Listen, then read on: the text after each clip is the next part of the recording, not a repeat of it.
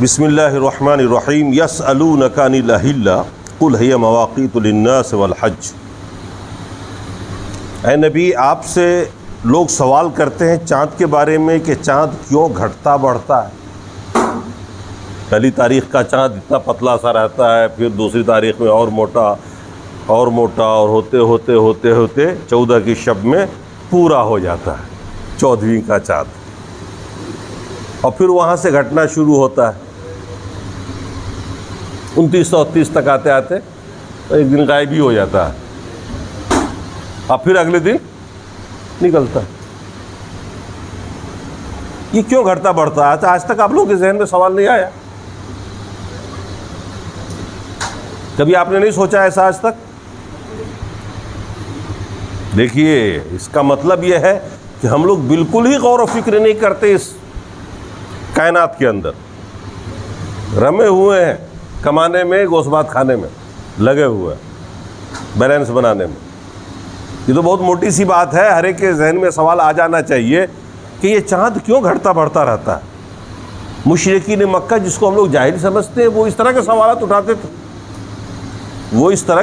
اٹھاتے تھے، رسول اللہ کے سامنے میں۔ جب یہ سوال انہوں نے اٹھایا، اللہ کے رسول سے پوچھا، تو اللہ تبارک و تعالیٰ نے جواب دیا، یسألونک عن الأہلہ، لوگ آپ سے چاند کے بارے میں پوچھتے ہیں یہ کیوں گھٹتا بڑھتا ہے۔ قل ہی مواقیت للناس، آپ بتا دیجئے کہ یہ لوگوں کے لیے وقت بتانے کے لیے ہے، لوگوں کی عبادات کے وقت کو بتانے کے لیے۔ پہلی تاریخ کب شروع ہوگی، عید کب ہوگی، چاند کب ہوگا، کن تاریخوں میں چاند کتنا بڑا ہوتا ہے۔ آج کے زمانے میں تو گھڑی ہے، آپ ٹائم دیکھ لیتے ہیں فٹ سے۔ سوچئے آج سے 1400 سال پہلے کوئی ایسا اپکرن نہیں تھا، کوئی ایسی مشین نہیں تھی۔ اس زمانے کے لوگ کس طرح سے ٹائم کا اندازہ لگاتے تھے؟ کوئی کیلنڈر نہیں تھا، کوئی کیلنڈر نہیں تھا۔ آج کیا تاریخ ہے، کتنے مہینے، کتنے دن بیت چکے ہیں، کتنے ہیں باقی۔ آج تو ہم لوگ فوراً کیلنڈر میں دیکھ لیتے ہیں۔ ہم لوگ کا ذہن بہت کمزور ہو گیا، تجسس کی عادت ختم ہو گئی، کیونکہ ہر چیز پکا پکایا، بنا بنایا ہر جگہ پہ ہے۔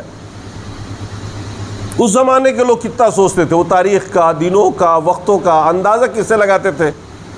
یہی چاند دیکھ کر کے لمبا لمبا سفر کرتے تھے وہ دریاؤں کے اندر، ایک ایک ہفتے کا، دو دو ہفتہ کا سمندر میں ہی رہتے تھے۔ وہ سفر جاری ہے، آج بھی ہوتا ہے۔ تو آج تو ہر جگہ تو میپ ہے، مشین ہے، اور سب کے سب بتا رہا ہے اس کو۔ اس زمانے میں کچھ نہیں تھا، یہی چاند دیکھ کر کے وہ اندازہ لگاتے تھے، تاریخ کا بھی، سمے کا بھی، وقت کا بھی، عبادت کا بھی۔ اور بعد میں اسی کے ذریعے، اسی کا اندازے سے یہ گھڑیاں بھی بنی ہے، یہ ٹائمنگ بھی بنی ہے، یہ کیلنڈر بھی بنا، اور آج بھی کیلنڈر اسی سے بنتا ہے۔ لیکن ہم لوگ تو موٹے ذہن کے ہیں۔ اللہ نے فرمایا، کہیے لوگوں سے کہ یہ لوگوں کے اوقات کو بتانے کے لیے ہے، والحج، اور حج بھی تاریخ کے ساتھ ہے، 8، 9، 10، 11، 12، 13 تک۔ حج کے ایام اسی سے معلوم ہوتے ہیں، کون سی تاریخ ہو گئی، کس تاریخ سے حج شروع ہوگا، کب ختم ہوگا، کس تاریخ میں عرفہ میں ٹھہرنا ہے، کس تاریخ میں مزدلفہ میں، منی میں رہنا ہے۔ یہ اس کام کے لیے جواب دیا اللہ نے۔ عرب کے اندر کچھ سماجک رسوم پہلے سے چلے آ رہے تھے کہ جب آدمی حج کے لیے نکلتا یا عمرہ کے لیے نکلتا، پیدل سفر کرتا، یا گھوڑے پہ، یا اونٹ پہ، یا گدھے پہ، یہی سواری ہوتی تھی۔ کوئی سامان گھر بھول گیا تو اگر وہ نکل گیا ہے یہاں سے 2-4-5 گھنٹے کے سفر میں کر چکا ہے، اب پھر اسے یاد آیا کہ اور فلاں سامان تو میں بھول ہی گیا، اب وہ آتا تو گھر کے اگلے دروازے سے داخل نہیں ہوتا۔ یہ ان کا ایک چلا رہا تھا سسٹم کہ گھر میں وہ جب سامان لینے کے لیے آئے گا تو پیچھے چھپر پھاڑ کے آئے گا، پیچھے کوئی دروازہ بنا کے آئے گا، اور پھر ادھر سے نکل کے واپس چلا جائے گا کہ احرام باندھنے کے بعد کیسے آئیں گے اگلے دروازے سے۔ تو اللہ تبارک و تعالیٰ نے فرمایا، وَلَيْسَ الْبِرُّ بِأَن تَأْتُوا الْبُيُوتَ مِن ظُهُورِهَا، یہ کوئی نیکی نہیں ہے کہ تم واپس اپنے گھروں میں آؤ اس کے پیچھے سے، وَلَكِنَّ الْبِرَّ مَنِ اتَّقَىٰ، لیکن نیکی یہ ہے کہ جس کے دل کے اندر تقوی اور خوف خدا ہے۔ بے دھڑک آؤ، آگے والے گیٹ سے آؤ، کوئی دقت نہیں، یہ تو تمہارے اپنے بنائے ہوئے پوروجوں کے رسم و رواج ہے۔ شریعت سے کوئی تعلق نہیں ہے. شریعت جس معاملے میں آپ کو آزادی دیتی ہے آپ آزاد ہیں. کیوں پرانے رسوم کی پابندی کرتے ہیں؟ ہمارے بھی بہت سارے رسوم رائج ہیں. آپ مسلمان ہیں, قرآن و سنت پر آپ کا ایمان ہے, تو آپ تو قرآن و سنت کے پابند ہیں, سماجک رسم و رواج کیا پابند نہیں ہے. دنیا ہنسے ہنستی رہے, آپ کو کیا جا رہا؟ آپ کام ویسے کریے جیسے اللہ اور اللہ کے رسول نے کہا. وَأْتُوا الْبُيُوتَ مِنْ أَبْوَابِهَا, تم اپنے گھروں میں اپنے سامنے کے دروازے سے آؤ. وَاتَّقُوا اللَّهَ, اللہ کا تقوی دل میں رکھو, ڈرو اللہ سے. لَعَلَّكُمْ تُفْلِحُونَ, تاکہ تم کامیاب ہو جاؤ. اب دیکھیے, مسلمان 13 سال تک مکے میں رہے, اکا دکا لوگ توحید پہ آتے رہے, مسلمان ہوتے رہے, اور مشرکین مکہ ستاتے رہے. ان نو مسلموں میں بھی حضرت عمر جیسے آدمی تھے, حضرت حمزہ جیسے آدمی تھے, جو جاں مرد تھے, ظلم و زیادتی برداشت نہیں کرنا چاہ رہے تھے. بار بار اللہ کے رسول سے کہتے تھے کہ اللہ کے رسول آپ اجازت دیجئے, میں ان کو سزا دیتا ہوں, میرے پاس طاقت ہے اتنی, ہم کیوں اتنا دب کے رہیں. حضرت عمر مسلمان ہوئے تو سب کو لے کے نکل گئے خانہ کعبہ میں نماز پڑھنے کے لیے کہ دیکھتے ہیں کس کی ماں نے دودھ پلایا, ہمیں روک لے گا. ایسے ایسے بہادر بھی تھے. لیکن پورے 13 سال تک اللہ کے رسول ظلم و زیادتی برداشت کرتے رہے, اور اللہ نے سب کو روک کے رکھا کہ نہیں, مقابلہ نہیں کرنا, پٹ جانا منظور ہے, ہاتھ نہیں اٹھانا, کیونکہ اللہ کی طرف سے اجازت ہی نہیں تھی. ظلم و زیادتی مسلمان سہتے رہے, یہاں تک کہ مدینہ آ گئے, ہجرت کر کے مکہ چھوڑ کے آ گئے. اب کیا چاہیے بھائی, اب تو تم مطمئن ہو کے رہو نا, مشرکین مکہ ساری جائیداد پہ قبضہ کر لو, مکان پہ قبضہ کر لو. ان مہاجرین نے جاتے وقت یہ بھی نہیں کیا کہ اپنا مکان بیچ کے جائے یا اپنا گھر بار کا سامان لے کے جائے, سب چھوڑ کے آ گئے, خالی جسم لے کے آ گئے, کپڑے بھی نہیں تھے پورے جسم پہ. اب پھر بھی مشرکین کو چین نہیں آیا. اب انہوں نے سوچا کہ یہ تم جمع ہو گئے مدینے میں, ابھی تو ایک بارگی حملہ کریں گے, پھر یہ مکہ فتح کر لیں گے, پھر یہ ہم کو نکال کے باہر کر دیں گے مکہ سے. ان کو رہنے نہیں دینا ہے, جینے نہیں دینا. کیسی ذہنیت تھی مشرکین کی؟ یہ مشرکین مکہ کی ذہنیت کیسی تھی؟ ان چند بے سر و سامان مسلمان کے لیے.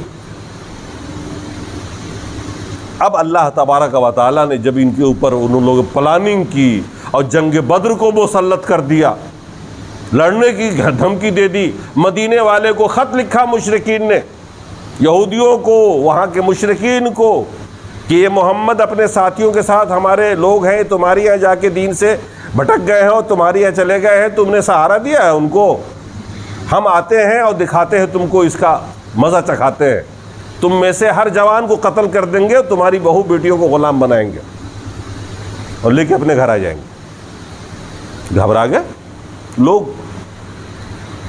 اب ایسے حالات میں مسلمان کیا کرتے؟ اب جا کے قرآن کی آیت نازل ہو رہی ہے, اور اب اللہ تبارک و تعالی اجازت دے رہا ہے کہ اب تم بھی لڑ سکتے ہو. لوگ کہتے ہیں نا اسلام تلوار سے پھیلا ہے.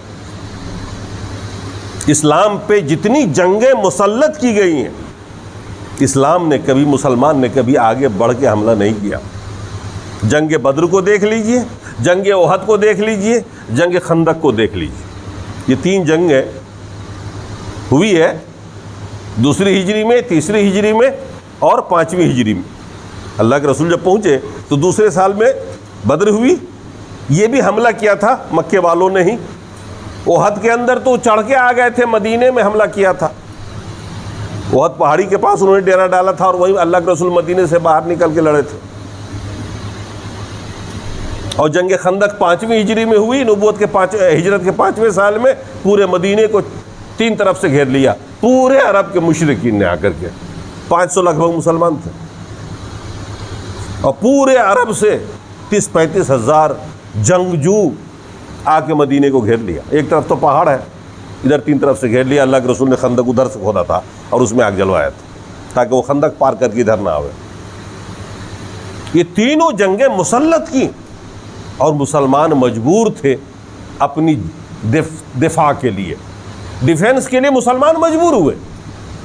آج یہ مشرکین جو قرآن نہیں پڑھتے, تاریخ نہیں پڑھتے, اور وہ سمجھتے کہ مسلمان لڑنے والی قوم ہے, حملہ کرنے والی قوم ہے. مسلمانوں کی تاریخ میں کوئی ایسی جنگ نہیں ہے جس میں مسلمانوں نے آگے بڑھ کے حملہ کیا ہو۔ اس کے بعد قبیلے جو تھے 3 یہودیوں کے، وہ تو اپنے فتنے فساد کی وجہ سے ان کے اوپر حملہ ہوا اور ان کو نکالے گئے، وہ سب کے سب مدینے سے باہر۔ اس کے علاوہ بھی جنگیں جو پیش آئی ہیں، ان جنگوں کے اندر بھی کہیں پر مسلمانوں نے حملہ نہیں کیا۔ جنگ موتا کو لے لیجئے، وہ جنگ ہوئی تھی اللہ کے رسول کے زمانے میں۔ اللہ کے رسول نے سفیر بھیجا تھا ہر ملک کے بادشاہ کو کہ اسلام لے آؤ، دعوت تو کرنی تھی نا، اسلام کی دعوت بھیجنی تھی، سب کو خط بھیجا تھا، سفیر کو بھیجا تھا، ایک آدمی ایک صحابی کو بھیجا تھا، اس نے صحابی کو قتل کر دیا۔ تو سفیر کا قتل تو کسی بھی ملک کے لیے ایک مسئلہ ہوتا ہے نا، اس کا بدلہ لینا تو ضروری ہوتا ہے، کوئی دیش برداشت نہیں کر سکتا اس کو۔ آج بھی یہ قانون ہے، اگر انڈیا کا سفیر امریکہ جاتا ہے اور امریکہ والا اسے قتل کر دیتا ہے تو یہ لڑے گا امریکہ سے۔ سفیر کا قتل معمولی بات نہیں۔ تو بہرحال آپ اسلامی تاریخ کو پڑھ جائیے، کبھی مسلمانوں نے حملہ نہیں کیا۔ اسی موقع پر اللہ تبارک و تعالیٰ نے مدینے میں مسلمانوں کی اجازت دی کہ اب تم قتل کرو ان کو جہاں پاؤ، تم بھی نہیں چھوڑو۔ اگر وہ تمہیں قتل کر رہے ہیں ہر جگہ پکڑ کے، تو اب تم بھی انہیں نہ چھوڑو۔ اسی آیت کو یہ مشرکین پیش کرتے ہیں اور کہتے ہیں کہ دیکھو مسلمانوں کے قرآن کے اندر لکھا ہے کہ کافروں کو جہاں پاؤ وہاں مارو، اور یہ نہ دیکھتے کہ اب سے پہلے 13 سال تک تو نے جہاں چاہا وہاں مار لیا مسلمان کو۔ اب مسلمان خاموش بیٹھے تھے، باوجود کہ اس میں کچھ ایسے بھی لوگ تھے جو بار بار اللہ کے رسول سے صلی اللہ علیہ وسلم سے اجازت مانگتے تھے۔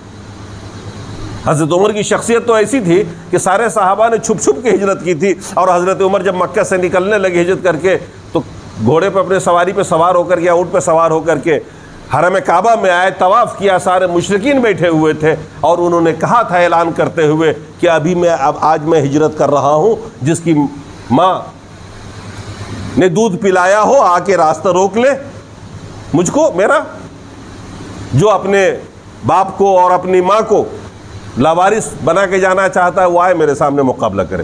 ایسے بہادر لوگ بھی، لیکن اللہ کے رسول نے نہیں دی اجازت۔ تو اسلام ایک ایسا دین ہے جو اللہ کے رسول کی پابندی کو سکھاتا ہے۔ یہاں پر آپ کچھ کر نہیں سکتے بغیر اللہ کی مرضی کے، بغیر رسول کی اجازت۔ اسی لیے صحابہ کے ہاتھ بدھے ہوئے تھے، کئی صحابہ شہید ہوئے، کئی صحابہ اس میں مارے گئے، لیکن مسلمانوں نے برداشت کیا۔ اس وقت تک تلوار ہاتھ میں نہیں اٹھایا جب تک کہ خود اللہ نے اجازت دی۔ اب دیکھیے وہ آیت، اللہ نے فرمایا وَقَاتِلُوا فِي سَبِيلِ اللَّهِ، اللہ کی راہ میں اب تم بھی جہاد کرو۔ الَّذِينَ يُقَاتِلُونَكُمْ، جو تم سے لڑائے ان سے لڑو، جو نہ لڑے وَلَا تَعْتَدُوا، حد سے نہ بڑھو۔ یہ نہیں کہ تم کہیں گئے یا کسی پہ حملہ کیا تو جو بیچارہ حملہ نہیں کیا تو نے اسے بھی مار دیا یا اسے بھی حملہ کر دیا، نہیں، اسلام اس کی اجازت نہیں دیتا۔ اسلام اس کی اجازت دیتا ہے کہ جو آپ سے لڑے اس سے لڑنا ضروری ہے، اس کو چھوڑنا نہیں ہے۔ کہاں تک برداشت کرے گا؟ اسی موقع پر اللہ تبارک و تعالیٰ نے جہاد کی اجازت دی، اور وہ یہی ثابت ہوتا ہے وَقَاتِلُوا فِي سَبِيلِ اللَّهِ، اللہ کی راہ میں اب تم بھی جہاد کرو۔ الَّذِينَ يُقَاتِلُونَكُمْ، جو تم سے لڑیں ان سے کرو، وَلَا تَعْتَدُوا، حد سے نہ بڑھو۔ ایسا نہیں کرنا کہ تم مردوں کو، عورتوں کو یا بوڑھوں کو یا بچوں کو قتل کرو یا ان کی فصلوں کو جلاؤ یا ان کے گھر میں آگ لگاؤ، قطعی نہیں، اسلام کی اجازت نہیں دیتا۔ جس سے جھگڑا ہے، جس نے قتل کیا ہے، جس نے تیرے اوپر حملہ کیا، بس اسی سے مطلب ہے، اس کی زمین جائیداد ہے، اس کے ماں اور باپ اور اس کے بال بچوں سے مطلب نہیں۔ دیکھیے اسلام کا ڈسپلن کتنا زبردست ہے۔ آج یہ جاہل قوم مسلمانوں کی دکان اور مکان میں آگ لگا دیتے ہیں۔ ارے اس سے کیا دشمنی ہے تیری؟ لڑنا ہے ان سے لڑ، مارنا ہے انہیں مار، وہ بچ جائے تو آخر تیرے ہی تو کام آئے گا۔ اگر تو قبضہ کر لے گا تو آگ لگا دیا کس کے کام آئے گا؟ ان اللہ لا يحب المعتدین، حد سے نہ بڑھو، کیونکہ اللہ تعالیٰ حد سے بڑھنے والوں کو پسند نہیں کرتا۔ وَاقْتُلُوهُمْ حَيْثُ ثَقِفْتُمُوهُمْ، اللہ نے مسلمانوں سے کہا تم بھی لڑو ان سے، جہاں بھی تم ان کو پاؤ قتل کرو۔ وَأَخْرِجُوهُمْ مِنْ حَيْثُ أَخْرَجَكُمْ، اور تم بھی ان کو نکال دو ان کے گھروں سے جس طرح سے تمہیں تمہارے گھروں سے نکالا اس نے۔ وَالْفِتْنَةُ أَشَدُّ مِنَ الْقَتْلِ، قتل سے بڑھ کر فتنہ ہے۔ یہ جو فتنہ پھیلا رہے ہیں مکے والے تمہارے خلاف، یہ فتنہ قتل سے بڑھ کے ہے۔ ایک آدمی کی جان چلی جائے آرام سے آدمی صبر کر لے گا، لیکن ایک فتنہ کھڑا کر دیا پورے دیش کے اندر، حجاب کے مسئلے پہ اور اس کے مسئلے پہ، یہ تو فتنہ ہی پورے آگ لگا دی۔ بھئی ایک دو مسلمان مار دیے جاتے، مر جاتے لڑتے ہوئے، تو یہ کوئی بہت بڑا مسئلہ نہیں تھا. اب مسئلہ تو یہ ہے کہ پورے دیش میں فتنہ کھڑا کر رہا. یہ فتنہ جو ہے اللہ نے فرمایا یہ قتل سے بڑھ کے. اب اس فتنے کو تمہیں ختم کرنا ہوگا. توحید کو غالب کرنے کے لیے اس شرک کو مغلوب کرنا پڑے گا. وَلَا تُقَاتِلُوهُمْ عِنْدَ الْمَسْجِدِ الْحَرَامِ، لیکن خانہ کعبہ اور اس کی حدود میں جنگ نہ کرنا ان سے، کیونکہ وہ محترم جگہ ہے، وہاں قتل و قتال حرام ہے. حرمین کی جو حدود ہیں ان حدود میں آپ ایک چیٹی بھی نہیں مار سکتے، ایک مچھر بھی نہیں مار سکتے، گھاس بھی نہیں اکھیڑ سکتے آپ. تو اللہ نے فرما دیا پہلے ہی کہ اس حدود میں تم جنگ نہ کرنا ان سے، حتیٰ یقاتلوکم فیہ، یہاں تک کہ اگر وہ تم سے جنگ کریں اس کے حدود میں تو پھر چھوڑنا بھی نہیں، تم نہیں شروع کرنا. یعنی حدود کی پامالی، حرم کی پامالی تم نہیں کرنا. وہ اگر کرتے ہیں شروعات تو پھر تمہارے لیے مجبوری ہے. فَإِن قَاتَلُوكُمْ فَاقْتُلُوهُمْ، اگر اس تم سے لڑیں تو تم بھی ان سے لڑو، تمہیں قتل کریں تم بھی ان کو قتل کرو. كَذَلِكَ جَزَاءُ الْكَافِرِينَ، کافروں کو اللہ تعالیٰ ایسے ہی بدلہ دیتا ہے. سمجھ گئے آپ کس حالت میں آیت نازل ہوئی؟ آج لوگ انہی آیتوں کو کہتے ہیں قرآن سے نکال دیا جائے، کہ قرآن اس بات کی اجازت دیتا ہے. تو کون سی شریف قوم ہے جو ہر دم مرنے کے لیے تیار رہے اور اس کی گردن کاٹی جائے اور بیچارہ اف تک نہ کرے، ہاتھ پیر بھی نہ ہلائے؟ معمولی جانور بھی اپنا ہاتھ پیر تو ہلاتا ہے، دفاع تو کرتا ہے نا. اب اللہ نے اجازت دی. اب آج کا جو ماحول ہے اس ماحول میں آپ کو بزدل بن کے نہیں جینا ہے، آپ کو ہمت بھر کے جینا ہے. جی گئے تو غازی اور مر گئے تو شہید، مگر یہ کام ہو صرف اللہ کے لیے. اللہ نے فرمایا فَإِنِ انتَهُوا فَإِنَّ اللَّهَ غَفُورٌ رَحِيمٌ، اگر وہ رک جائیں اپنے ظلم و زیادتی سے تو اللہ معاف کرنے والا، رحم کرنے والا ہے، تمہیں بھی رک جانا. لیکن وہ جب اس کام کو شروع کرتے ہیں تو تمہیں کرنا ہی پڑے گا اپنی زندگی کے لیے، اسلام کو قائم کرنے کے لیے. وَقَاتِلُوهُمْ حَتَّى لَا تَكُونَ فِتْنَةٌ، اور تم ان سے جنگ کرتے رہو جب تک کہ یہ فتنہ مغلوب نہ ہو جائے، ختم نہ ہو جائے. اور مسلمانوں نے اسی وقت تک مدافعانہ لڑائی لڑی جب تک کہ یہ چیز ختم نہیں ہو گئی.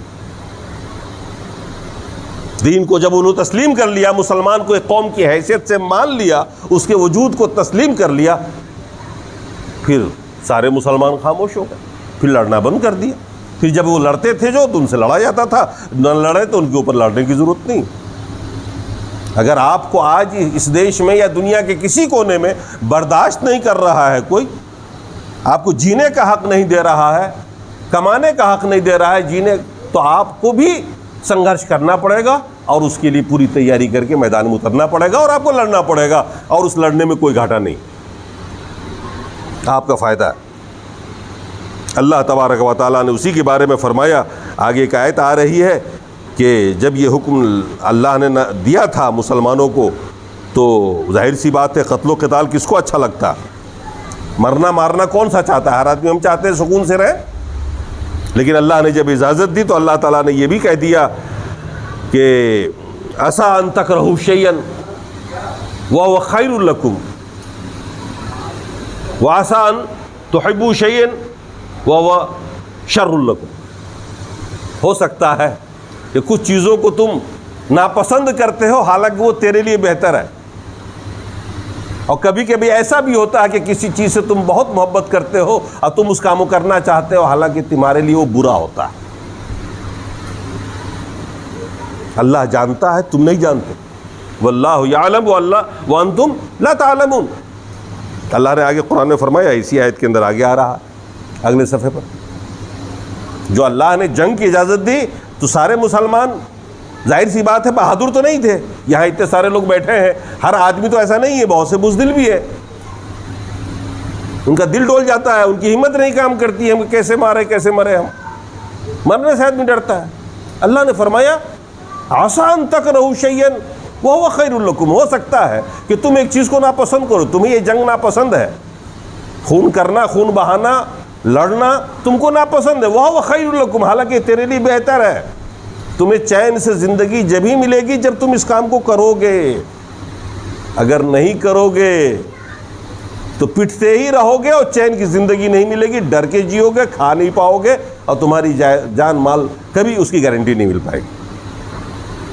اور کبھی ایسا بھی ہو سکتا ہے کہ تم ایک چیز کو بہت پسند کرو اور اس کام کو کرنا چاہو، حالانکہ تیرے لیے اس میں شر ہے، برائی ہے، وہ اللہ جانتا ہے، تم نہیں جانتے ہو۔ ارے بہت ساری ایسی چیزیں ہوتی ہیں نا کہ ہم اس کو کرنا چاہتے ہو، کرتے ہیں، حالانکہ وہ بعد میں آپ کے لیے برا بن جاتا ہے، نہیں رہتا ہے، مصیبت کھڑی ہو جاتی ہے۔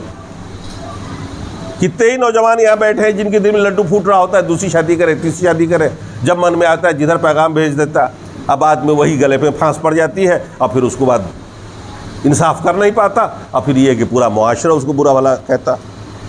تو ضروری نہیں ہے کہ آپ جو سوچ رہے ہو وہ صحیح نکلے، آپ کو جو کچھ ناپسند کام بھی کرنے پڑتے ہیں زندگی کے اندر، اور اس میں خیر ہوتا ہے، تو آپ کا اللہ نے فرمایا اللہ جانتا ہے، تم نہیں جانتے ہو، اسی لیے اللہ کے احکام کی پابندی کرو نا۔ ہم جس چیز کو نہیں جانے کہ اس میں خیر ہے یا شر ہے، تو ہمیں ایسے موقع پہ کیا کرنا چاہیے؟ ہمیں وہ کرنا چاہیے جو ہمارے رب نے بتا دیا، ہمارے رسول نے بتا دیا، اسی میں بھلائی ہے، کیونکہ اس میں اللہ نے بتایا خیر ہے تو پھر خیر ہے، بھلے وہ سمجھ میں نہ آوے، آگے چل کے خیر نکل جاتا ہے اس میں۔ اور جس میں اللہ اس کے رسول نے بتا دیا کہ اس میں شر ہے تو اس میں شر ہے، اسے نہیں کرنا چاہیے۔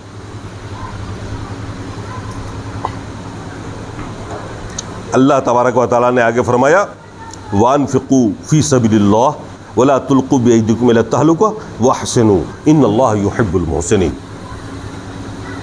اللہ کی راہ میں خرچ کرتے رہو، اللہ کی راہ میں خرچ کرتے رہو، اور اپنے آپ کو ہلاکت میں نہ ڈالو۔ اللہ کی راہ میں خرچ کرنے سے کیا مطلب ہے؟ اللہ کی راہ میں خرچ کرنا، یہ دعوت کا جو کام ہو رہا ہے، دین پر جو کام کر رہے ہیں علماء، رات دن آپ کے بچوں کی حفاظت کر رہے ہیں شرک و بدعت سے، آپ کو شرک و بدعت سے بچنے کی تعلیم دے رہے ہیں، آپ کو سمجھا رہے ہیں شرک کیا ہے، بدعت کیا۔ اگر یہ دعوت کا کام ختم کر دیا جائے تو پھر کیا ہوگا؟ آپ کی ساری نسل شرک و بدعت میں گرفتار ہو جائے گی۔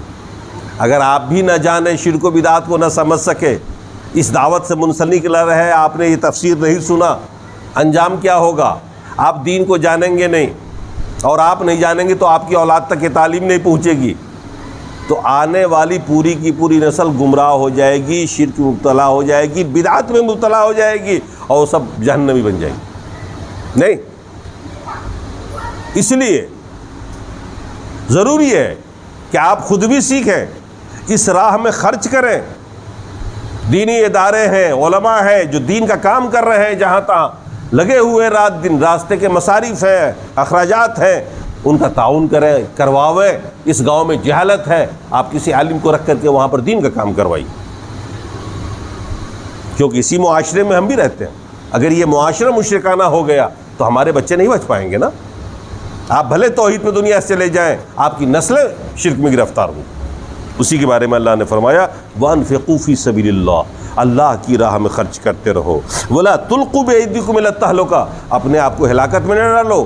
آپ کے بچے اگر مشرک ہو گئے تو آپ ہلاک ہو گئے، آپ کے لیے کوئی دعائے خیر کرنے والا نہیں رہے گا، آپ کے لیے آپ کی مرنے کے بعد کوئی دعائے مغفرت کرنے کے لیے والا نہیں رہے گا، اور آپ ہلاکت میں پڑ جاؤ گے۔ وَأَحْسِنُوا، اور حسن سلوک کرتے رہو، اپنے ساتھ بھی حسن سلوک کرو، احسان کرو اپنے اوپر، اپنے بال بچوں پر، خود پر احسان کرو۔ کیسے خود پر احسان کریں گے آپ جہنم میں جا رہے ہیں، 5 ٹائم نماز نہیں پڑھ رہے ہیں، یہ پورا جسم جہنم میں چلا جائے گا۔ احسان کریے، 5 ٹائم نماز کا پابند بنائیے اس جسم کو، تاکہ جہنم سے بچے۔ یہ آپ ہی کا جسم ہے نا، جس کو روزانہ سنوارتے ہیں، اور کیا کہتے ہیں، قیمتی صابن سے نہاتے ہیں، میک اپ کرتے ہیں، اچھے اچھے کپڑے سے سنوارتے ہیں، اس ناک کان منہ کو، اٹھ کے داڑھی موچھ بناتے ہیں، کتنا سنوار کے رکھتے ہیں اپنے جسم کو، گرد و غبار نہیں آنا چاہیے، ماسک لگا کے چلتے ہیں۔ عقل کو یہ پورا کے پورا جہنم میں چلا جائے گا۔ یہ اچھا لگے گا آپ کو؟ اپنے اوپر احسان کرنا سیکھیے، خود کے ساتھ تو انصاف کریے، پہلے اپنے اوپر بھلائی کریے، اپنا احسان اپنے اوپر کریے، پھر اس کے بعد اپنے بال بچوں پہ احسان کریے۔ کہ لاکھوں روپے خرچ کر کے آپ گمراہ کر دیں گے، آپ اپنے بال بچوں کو جہنم میں بھیج دیں گے، اچھا لگے گا آپ کو؟ اس دنیا کے اندر آپ برداشت نہیں کر پاتے، میرا بچہ بیمار ہو گیا، پیٹ خراب ہے یا فلاں ہے، ڈاکٹر کے پاس لے کے بھاگتے۔ آپ بھلا کیسے برداشت کریں گے جب آپ کا پورا خاندان جہنم میں چلا جائے گا؟ احسان کریے ان کے اوپر بھی، ان کو دین سکھائیے، دین کا پابند بنائیے۔ آپ کی بیگم جو آپ کو بہت پیاری ہے اور جن کے لیے آپ قیمتی کپڑے اور زیورات اور یہ اور وہ بناتے ہیں اور بڑے پیار سے رکھتے ہیں، اور پورا کا پورا جہنم میں جا رہی، نماز نہیں پڑھ رہی، اور آپ نے ایک بار بھی نہیں کہا، وہ توحید نہیں جانتی ہے، آپ نے اس کو توحید نہیں سکھایا، وہ سنت نہیں سمجھتی اور آپ نے سنت نہیں بتایا اس کو۔ آپ کے دل میں کیوں نہیں یہ آگ لگتی ہے کہ ہمارا پورا پریوار جہنمی بن رہا ہے؟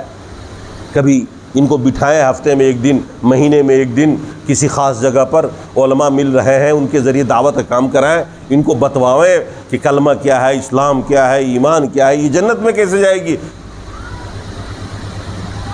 آپ کو کتنا عجیب سا لگتا ہوگا کہ پورے مہینے آپ کے لیے افطار بناتی ہیں، کھانا بناتی ہیں، وہ دوپہر کی اس لو والی دھوپ میں آپ کے لیے سب کچھ کرتی ہیں، اور آپ مزے سے شام کو آ کے دسترخوان پر بیٹھے کھاتے ہیں، اور عید کی نماز پڑھنے بھی نہیں دیتے آپ اس کو۔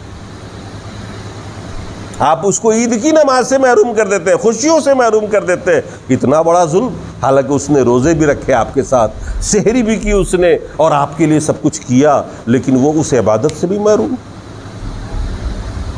یہی احسان ہے آپ کا ان کے اوپر، یہی بدلہ ہے ان کی محنت کا، جبکہ اللہ نے اس کو حکم دیا، اللہ کے رسول نے اس کو حکم دیا، حق دیا ہے عید کی نماز پڑھنے کا باجماعت آپ کے ساتھ، دیے کہ نہیں دیے؟ یہی احسان ہے۔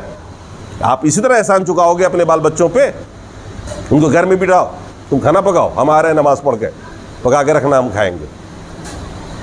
وہ جہنم میں جائے، اس کی کوئی خوشی نہیں ہے اس کو۔ احسان کرنا سیکھیے، احسان سب سے پہلے اپنے اوپر، اپنے بال بچوں پر، اپنی بیوی پر، اور پھر اپنے رشتہ داروں پر، پھر یہ دائرہ آگے بڑھے آپ کے پڑوسیوں پر۔ یہ سب لوگ آپ کے دائرے میں ہیں جہاں آپ کا اٹھنا بیٹھنا ہے، سب پہ احسان کریے، سب کو جہنم سے بچائیے۔ اس کے بعد حج کے مسائل ہیں، اور حج کے مسائل میں نہیں سمجھتا کہ آپ کو بتانے کی ضرورت ہے۔ جس دن آپ حج کرنے جائیں گے تو انشاءاللہ سب کچھ بتایا جائے گا، ابھی یاد بھی آپ کو نہیں رہے گا، اگر بتا دوں آپ کو تو اس کے سارے مسائل آ رہے ہیں۔ اب میں کوئی خاص بات آپ کو بتا دوں جو اس دور میں پیش آیا جس کی ضرورت آپ کو ہے۔ اللہ تبارک و تعالیٰ نے فرمایا وَمِنَ النَّاسِ مَن يَشْرِي نَفْسَهُ ابْتِغَاءَ مَرْضَاتِ اللَّهِ، اور کچھ لوگ تو وہ ہیں جو اپنی جان کو اللہ کی رضا میں بیچ ڈالتے ہیں۔ اللہ بندے پہ مہربان ہے، راہ کرنے والا ہے۔ ایسے کون لوگ ہیں جو اللہ کی خاطر اپنے آپ کو بیچ ڈالیں؟ یہ صہیب رومی ایک غلام تھے مکے میں، نام سنا ہوگا آپ نے، حضرت بلال کا نام سنا ہے نا؟ انہی کے ساتھ ایک صہیب رومی بھی ہے، روم کے رہنے والے تھے، اور کسی زمانے میں ان کو غلام بنا لیا تھا، مکے والوں کے ہاتھ بیچ دیا تھا، اور پھر کما کے بیچارے آزاد ہوئے۔ یہ بڑھئی ٹائپ تھے، لوہار تھے، جانتے تھے لوہار کا کام، ہتھیار بناتے تھے، بیچتے تھے۔ تو خالی ہاتھ مکے میں آئے تھے، اور ایک وقت آیا کہ کمائے، پیسے جمع کیا تو اچھا خاصا مال بھی ہو گیا۔ یہ شروع میں اسلام لانے والوں میں بہت ستایا، بہت مارا، بہت گھسیٹا حضرت بلال کو، ان کو تو وہ اذیت دی مکے والوں نے واپس اپنے کفر والے مذہب میں لے جانے کے لیے کہ نہ پوچھیے، پڑھیے تاریخ کو، رونگٹے کھڑے ہو جاتے ہیں۔ اور ایسے موقع پر یہ لوگ قائم رہے۔ تو جب مسلمانوں نے ہجرت کی نا، باری باری سے چھپتے چھپاتے مکہ سے چلے گئے مدینہ، تو انہوں نے بھی سوچا کہ بھئی اب خیریت نہیں ہے، مسلمان تھوڑے رہ گئے ہیں، ویسے بھی ہم لوگوں کی جان محفوظ نہیں ہے، اور اللہ کے رسول سے محبت تھی ہی، اپنی زندگی کو لگائے ہوئے تھے داؤ پہ، توحید شروع میں ہی قبول کر لیا تھا۔ تو انہوں نے بھی جب ہجرت کرنا چاہا تو اپنا سارا پیسہ جو نقدی تھا، ان کا مال بٹورا اور لے کے نکل کھڑے ہوئے۔ اب اس کا یہ ہوا کہ نکل تو کھڑے ہوئے، ہتھیار تو عربوں کا ساتھ ہوتا تھا، تلوار ہے، تیر ہے، کمان ہے، لیکن مکے والوں نے ان کو پکڑ لیا، مشرکین مکہ نے۔ اچھا، صہیب کو گھیر لیا، تو انہوں نے کہا کہ بھیا تم یہ تو جانتے ہو کہ میں تیر چلانے میں تم سب لوگوں میں ماہر ہوں، اور جب تک میرے پاس ایک بھی تیر رہے گی تم میں سے کوئی میرے قریب نہیں آ سکتا ہے، اور اسی بیچ میں تمہیں سے کتنے کو مار دوں گا، اور تیر جب ختم ہو جائے گا فائرنگ ہم بند کر دیں گے، تلوار پھر میرے پاس ہے، تم سے ہم کمزور تو نہیں۔ تو ان لوگوں نے کہا مکے والوں نے کہ اچھا خالی ہاتھ مکے میں آئے تھے اور یہاں ہم ہی لوگوں سے کمایا تم نے ہتھیار بیچ بیچ کر کے، اور یہ سارا مال لے کے تم مدینہ بھاگے چلے جا رہے ہو، ہم تمہیں معاف کر دیں گے؟ کہا تم لوگ چاہتے کیا ہو؟ کہا کہ ہم یہ چاہتے ہیں کہ تم سارا مال ہم کو دے دو۔ کہا اگر ہم سارا مال تم کو دے دیتے ہیں جو ہم نے کمایا ہے مکے میں، خالی ہاتھ ہم ہو جاتے ہیں تو کیا جانے دو کہ ہم کو مدینہ؟ کہا کہ ہاں تب ہم کوئی چھیڑ چھاڑ نہیں کریں گے، تب آرام سے آپ چلے جاؤ، مال سب دے دو۔ اب انہوں نے کیا وہ جتنا بھی تھا ان کے پاس سب دے کے چھٹکارا حاصل کیا، اور پھر وہاں سے خالی ہاتھ چل پڑے مدینہ۔ پیدل پیدل جاتے جاتے اس ریگستان میں 500 کلومیٹر کا سفر، آپ سوچ سکتے ہیں کئی دن میں آدمی پہنچتا ہوگا، نہ کھایا نہ پیا، راستے میں کچھ تھا ہی نہیں ان کے پاس، وہ جو تھا تو سب لے لیا تھا، نہ پانی ان کے پاس تھا نہ کھانا تھا۔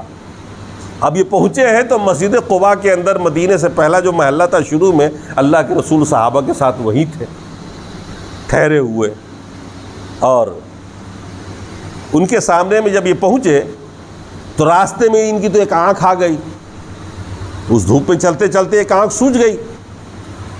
وہاں پہنچے تو اللہ کے رسول کھجور کھا رہے تھے صحابہ کے ساتھ، کسی نے تحفے میں کھجور دیا تھا، وہاں تو کھیتی ہی کھجور کی ہے نا، تو کسی نے تحفے میں دے رکھا تھا۔ تو اس زمانے میں تھا کیا، کھانا تو ملتا نہیں تھا کہ بھر پیٹ کوئی روٹی یا بھات کھا لے، چاول کھا لے، وہی سب تھا جس سے کام چلاتے تھے، پانی پی لیتے تھے 4-6 کھجور کھا کے، پھر ایک دن کے لیے ہو جاتا تھا کام۔ تو سارے لوگ کھجور کھا رہے تھے۔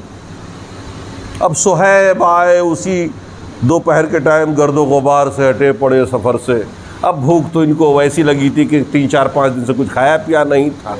آتے ہی سلام کیا اور سیدھے کھجور پہ ٹوٹ پڑے،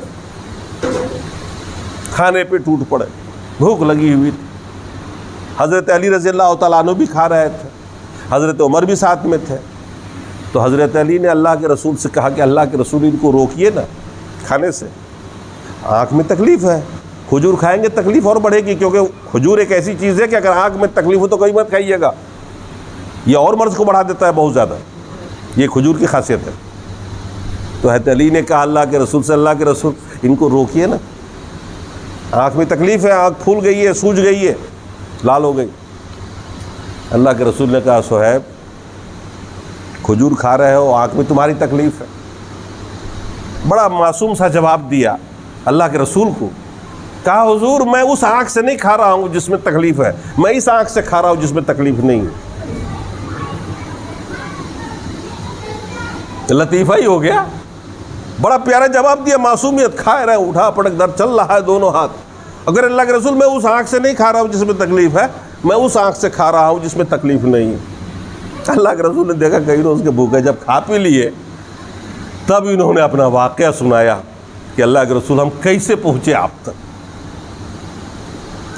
کہا اس طرح سے ہم چلے، مکے والوں نے گھیرا، ساری کہانی بتائی کہ ان لوگوں نے اس وقت تک میری جان نہیں چھوڑی جب تک کہ سارا مال نہیں لے لیا، تو میں نے بھی اللہ اس کے رسول کی خاطر اپنا سارا مال دے دیا، جان چھٹکارا حاصل کر لیا، اور میں اللہ کے رسول آپ کے پاس آ گیا ہوں۔